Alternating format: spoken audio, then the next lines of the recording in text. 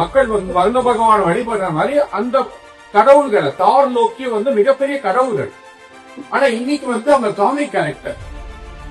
So எப்படி கடவுளை மனிதன் கடவுள் கிடையாது ஒரு சூப்பர் யுகன் அப்படின்னு சொல்லி காமிக் கேரக்டரா மாத்துனாங்களோ அதே மாதிரி ஆன்மீகம் தடைத்திருக்கக்கூடிய இந்த பூமியில நம்ம தமிழ்நாட்டுல நம்ம தமிழ் கடவுள் முருகன் கடவுளே இல்ல மனிதன் தான் அப்படின்னு சொல்லி மாத்திரக்கான ஒரு முயற்சியில இறங்கி இருக்காங்க. ஆனா எந்த காலமானாலும் சரி எவருக்கு அப்பா வந்தாலும் சரி நடக்காது அப்படின்னு சொல்லி ஒவ்வொரு திரும்ப நிரூபிச்சு காட்ட வேண்டும் என்று கட்டாயம். குறிப்பாக அடுத்த தலைமுறைக்கு இன்னைக்கு ஆன்மீகத்தை சொல்லிக் கொடுக்கணும், அவசியத்தை சொல்லிக் கொடுக்கணும்.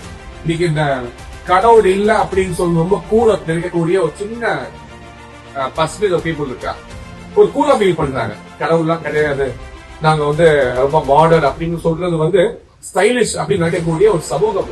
இது வெளியே இருந்து இந்தியாவுக்கு வெளியே நடக்கக்கூடிய ஒரு ப்ராஜெக்ட்.